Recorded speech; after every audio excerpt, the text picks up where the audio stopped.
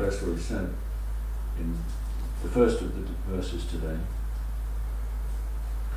The great Saint Narada Muni is very merciful.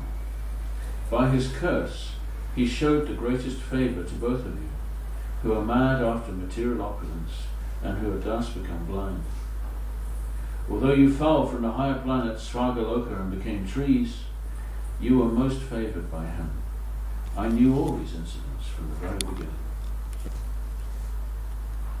And Prabhupada says, it's now confirmed by the Supreme Personality of Godhead that the curse of a devotee is also to be regarded as mercy.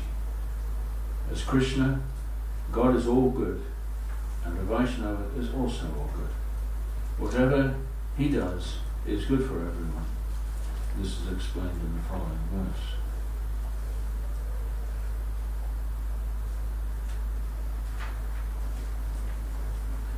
And we've got today's verse. Krishna says, when one is face to face with the sun, there is no longer darkness for one's eyes. Similarly, when one is face to face with a sadhu, a devotee who is fully determined and surrendered to the Supreme Personality of Godhead, one will no longer be subject to material bondage. So this verse says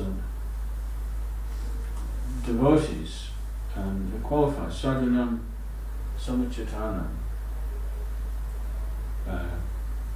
Some key qualities of a devotee. Samachitanam means equal to everyone, does not favour anyone above another, which Krishna is also the same. The devotees are, after all, reflecting the qualities of Krishna. So the more we progress in devotional service, the less we make a distinction between one person or another, because all are children of Krishna.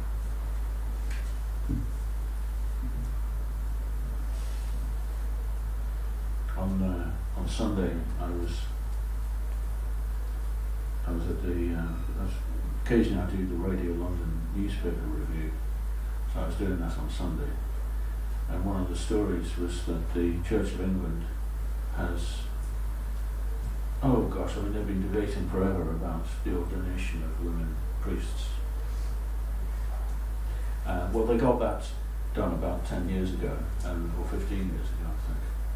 They agreed to ordain women priests, and immediately there was an exodus of crusty old men, who couldn't put up with the idea of having a woman taking the service. And so the Church of Rome, as they call it, Catholic Church, had to have a whole special program to receive these renegade priests who couldn't put up with having women in charge. Anyway, that was the ordination of women priests, and within just a very short time, practically half the churches in the country now have women vicars, and they seem to do it very well, to my eyes. So, of course, the next big thing, and they were talking about it right from the beginning, everyone could see it coming up on the horizon, is women bishops, which is a real challenge. Because if you have a woman bishop, that means you can have a woman archbishop. So, in fact, I went to this beautiful city in the north of Norway. It's the sort of cultural capital of Norway, Trondheim. And they have a shrine there to St. Olaf, who is the patron saint of Norway. And an amazing cathedral. I've never seen such a gorgeous cathedral, perfectly preserved, ancient building, 1,000 years old. So I was there for a conference, and it happened to be it was actually timed to coincide with the festival of St. Olaf, which is the great national festival of Norway, and we attended the main service in the cathedral, and it was taken by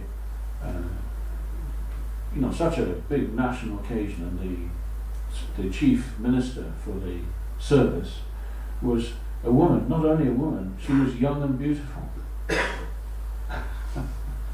And she did a fantastic job. I just thought I could see that she captivated with her preaching and with her, just the way she sang and everything, she did a beautiful job. So that's in the Church of Norway. They're kind of ahead of the rest of us in the liberation stakes. And the Church of England, meanwhile, on Saturday they had in their synod, they'd already agreed in principle there will be women bishops. So what they were discussing was, shall we have a special enclave within the Church of England so that when we have women bishops, there will be somewhere for those people to go who don't want to have a woman in charge of them. A special kind of part of the Church of England. And personally, I'm very glad to say that they threw that amendment out totally. They said, no, we're going the whole way. And if you don't, and some people now, again, there'll be another exodus to the Church of Rome. So anyway, we were talking about that story on the radio, and I was acknowledging to Jamoki, who presents that program, it's a reality that every religion in the world is of course, it favours men. Totally dominated by men all over the world. I know because I've worked with religions everywhere. And I said, actually, I'm quite proud of the Church of England because we're being asked to rise above the material platform, to recognise that we're all children of God. We're all equal in the eyes of God. So we've got quite a long way to go for that in our Krishna conscious movement. It is a Krishna conscious movement, but some of our behaviour doesn't reflect it. I went to a conference, a weekend conference of all the leaders of the Mana, 25 people, just 2 or 3 weeks ago, to discuss the future of the Mana. We had a residential weekend down in Kent, and there were 25 men, not one woman. I thought, that says something. Anyway, I don't wish to make a political point at all. This is a philosophical point, because Krishna says that a sadhu is samachitanam, equally disposed toward everyone. That's the quality of a sadhu. And it's our job to, not only to try to, you can't do it artificially, you can't do it by legislation, we have to feel it. That, I'm speaking to a spirit soul and not to a man or a woman, basically. Of course, we must make, naturally there are social differences, but our basic philosophy is samachitanam, and we should practice it and preach it, and then we will be successful. And the next quality of a sadhu, sutaram. Sutaram, it means excessively, completely, mat kritatmanam, thinking of me, surrender to me. Prabhupada says, determined to render service to me because, yes, mat kritanam, thinking and serving me. So that's of course the quality of a devotee we try to develop in the course of our lives. If we're taking a leaf out of the book of Nala Kubera and Manigriva, what they are saying is, we just, from now on, we just want to hear about you, we want to see you, we want to use our hands and our legs and our whole bodies for working for you.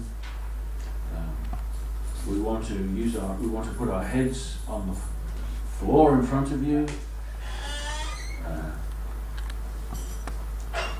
And also with our eyes, we want to see the Vaishnavas, we want to see your devotees. So we joined, all of us, we have joined this association of servants of Srila Prabhupada because we want this lifestyle.